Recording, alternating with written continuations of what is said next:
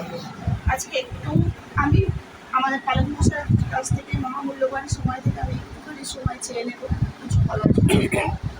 আজকে আমি জীবনের মানে বলবো যে কথা, মানে প্রত্যেক দিন তো অনেকেই অনেক কিছু সাক্ষ্য আমাদের জীবনে, আমাদের ঈশ্বরকে পেয়ে অনেক কিছু সাক্ষ্য আছে,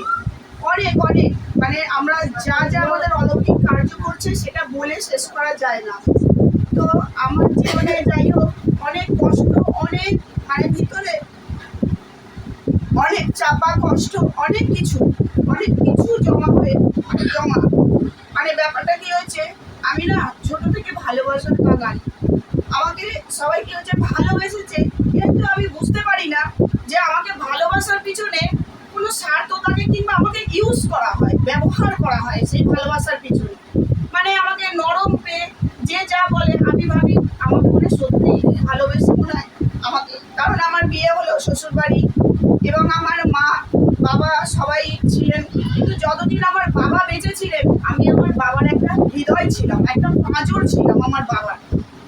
তো যেই আমার ছোটবেলায় বাবা মারা গেছে, আমার বাবা মারা যাওয়ার পরই আমার হার্টের প্রবলেম এসে গেছিলো, আমি বাবার মৃত্যুটাকে আমি সহ্য করতে পারিনি। যাই হোক, তো তারপর থেকে না আমি ভাবতাম আমাকে সবাই ভালোবাসে, দুনিয়ায় সবাই ভালোবাসে, কিন্তু না, আমার যেখানে বিয়ে হলো আমার শ্বশুর বাড়ি, সেখানে আমার বাচ্চা কাচ্চা হয়েছে, আমার বাপের বাড়ি আমার বর্তমান মাও আছে আমার, কিন্তু আমি বলছি না মহান ঈশ্বরের কাছে ক্ষমা চাইছি, আমার নিজের মা থাকতেও আমি সেই ভালোবাসা নিজের মায়ের কাছেও পাইনি। কখনো কিছু খেতে চাইলে এখনো পর্যন্ত বলে এই আমি পয়সা দিচ্ছি, মাকে বলি নিয়ে আসো, এই এত জিনিসের দাম, তোকে খেতে হবে না, এখনো পর্যন্ত এরকম ভাবে কথা বলে। তো যাই হোক,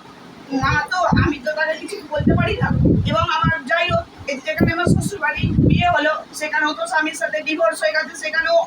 অলৌকিক মানে নানান রকম মানে অত্যাচার, নানান রকম কষ্ট, তারপর আমার সন্তানেরাও আছে, কিন্তু সত্যি কথা বলতে মহান ঈশ্বরকে পেয়ে মানে আমি যে এখানে আমার সেই পালক পিতা পেয়েছি, মানে যখন আমি আমাদের স্যার না মাঝে মাঝে হয়তো আমাদের একটু বকেন, আমাদের ভুল ত্রুটি হলে বকেন, মানে আমাদেরকে এমনভাবে বকেন, কিন্তু আমরা তখন বুঝতে পারি, তখন একটু মনটা মানে একটু মন মানে ছোট হয়ে যায়। আমরা রাগ করি না কিছু না, তার রাগ করতে পারি না, যেহেতু তিনি আমাদের পিতা আমরা রাগ করতে পারি না, কারণ ঈশ্বরের পরেই তিনি। তো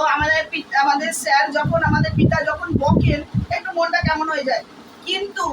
তারপরও বকার পর উনি আমাদের ভালোবেসে আমাদেরকে যেভাবে আগলে কাছে ডাকেন, আমরা কি খাবো আমাদের ভালোবেসে যখন খাওয়ান, যখন এই কাজটা করেন তখন আমার বাবার কথা খুব মনে পড়ে যায়। আমার বাবাও এরকম ছিলেন, মানে আমাদের বকতে নয় তো, আমার বাবা তো কখন আমরা কোনো অন্যায় কাজ করিনি, কারণ আমরা সেইভাবে মানুষ হইনি, দু ভাই বোন আর বাবা মা মানুষ হয়েছি। তো একটু পড়াশোনার জন্য যদি গাফিলতি হতো আমার বাবা খুব বকতো, কিন্তু বকার পরও আমার বাবার মনটা হু করতো, ভিতরে কষ্ট হতো,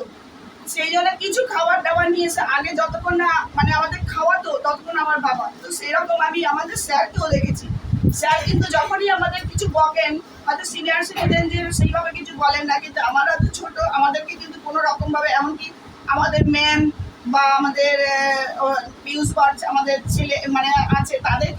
তাদের কখনই আমাদেরকে সেই চোখেই দেখেন, কিন্তু আমাদের বকার পর আমি বুঝতে পারি, আমি ফিল করি যে স্যারের মনটা কতটা ভিতরে কষ্ট হয়। তো তারপরও উনি আমাদের জন্যে মানে যেভাবে আগলে রাখেন, যেভাবে আমরা যখন যা আবদার করি আমরা কিন্তু এখানে পাই। আর বিশেষত আমাদের যে ম্যাম আছে তাকে মায়ের থেকে কোনো অংশে কম বলা যায় না, কারণ এরকম আমি কখনোই কোথাও পাইনি যে যে নিজের পাত থেকে খাবার তুলে, আমরা যে বাজেট খাবারটা খেতে ভালোবাসি উনি ওনার পাত থেকে তুলে আমাদের খাওয়ান, যে না তুমি এটা খেতে ভালোবাসো। আমি কোনোদিনও আমার এটাই মাতৃমণ্ডলী, এটাই আমার জন্মমণ্ডলী। যাই হোক, আমি কোনোদিনের জন্য কোনো মণ্ডলী, কোনো চার্চ, কোনো গির্জা কখনোই যাইনি, আমি কখনো কোনো মণ্ডলীর সম্পর্কে জানি না, কিন্তু আমি শুনেছি, আমি নিজে যাইনি। কোনো জায়গায় আপনারা শুনেছেন কোনো মানে কোনো মণ্ডলীতে বা কোনো চার্চে কোনো সেইখানকার ম্যাম কখনো বলেছে, কোনোদিনও আপনারা শুনেছেন যে আমার সন্তানেরা এমন একটা, আমার নিজস্ব ঈশ্বরের কাছে উনি প্রার্থনা করেন যে আমার সন্তানেরা যেন আমার কাছে থাকে, একসাথেই আমরা বেশ, আমার কাছ সাথে ম্যাম একদিন বলেছিল যে আমার সন্তানেরা যেন আমার কাছে থাকে, যে যেমন মণ্ডলী ঈশ্বর আমাদের দিন যে আমরা যেন সেই মণ্ডলীতে আমরা একসাথে সব সন্তানেরা একসাথে থাকবো, একসাথে রান্না বান্না হবে, একসাথে খাবো। আমি এই প্রথম আমাদের এই মায়ের মুখে আমাদের মণ্ডলীতে আমাদের ম্যামের মুখে শুনেছি। তো ঈশ্বর, আমি তাদের কাছে ঈশ্বরের কাছে প্রার্থনা করি তাদের নামে আমাদের পালক পিতা তাকে দীর্ঘায়ু করুক, এবং তার কাছ থেকে আমরা যেভাবে আমরা তৈরি হচ্ছি, উনি আমাদেরকে সেই বাচ্চার মতন আমাদের হাত ধরে ধরে, সেই যেমন ছোট্টবেলায় সবাই যেন শিক্ষক বা বাবা মায়েরা হাত ধরে যেমন সিলেট পেন্সিলে খাতায় লেখা শেখান, উনি আমাদের হাত ধরে ধরে শেখাচ্ছেন।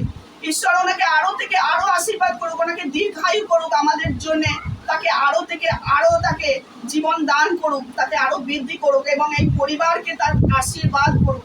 এবং আমাদের জন্য আর একটা আমি একটু সময় চেয়ে নিচ্ছি, যে আমাদের যে মায়ের বা আমাদের পালক পিতার যে আমাদের ইচ্ছা, এবং আমরাও তাই সন্তান, যে আমাদের যেন একটা সুন্দর, আমরা সবাই প্রার্থনা করবো যে আমাদের সুন্দর মণ্ডলী একটা হোক। তো সেই হিসাবে আমরা যদি সবাই মিলে সেই সহযোগিতায় এগিয়ে আসি, নিশ্চয়ই আমরা একটা মণ্ডলী আমাদের দেবে। সেই মণ্ডলীতে আমরা সবাই একসাথে থাকবো, সেই একসাথে আমরা আনন্দ করব। কারণ এই যে আমরা যেভাবে কষ্ট করছি, অনেক সময় আমরা হলে বা অনেক জায়গায় একবার যেন আমরা সেইভাবে আমরা যেন এগিয়ে আসি। আর আমরা এইভাবে, আমি আমার পালক পিতা এবং আমি আমার এই পরিবার এর জন্যে, কারণ আমি আমার নিজের জন্য অনেক সাক্ষ্য দিয়েছি, কিন্তু কখনো আমি বারে বারে প্রত্যেকটা বারেই মনে হয় যে আমি এই সাক্ষ্যটা দেব। কিন্তু আজকে আমাকে ঈশ্বর সেই মুখটা খুলিয়ে দিল যে আমরা ধন্য সত্যি, যে আমরা এই রকম একটা পালক পিতা পেয়েছি। এই ক্রাইস্ট মিনিস্টার, এই মণ্ডলী, অনেক মণ্ডলীর কথা শুনি, অনেক পালকের কথা শুনি, অনেক কিছু, কিন্তু আমরা যে এই রকম একটা পালক পিতা আমাদের পেয়েছি, এই রকম আমরা মা পেয়েছি, এই পরিবার পেয়েছি, তার জন্য মহান ঈশ্বরের কাছে অসংখ্য অসংখ্য ধন্যবাদ।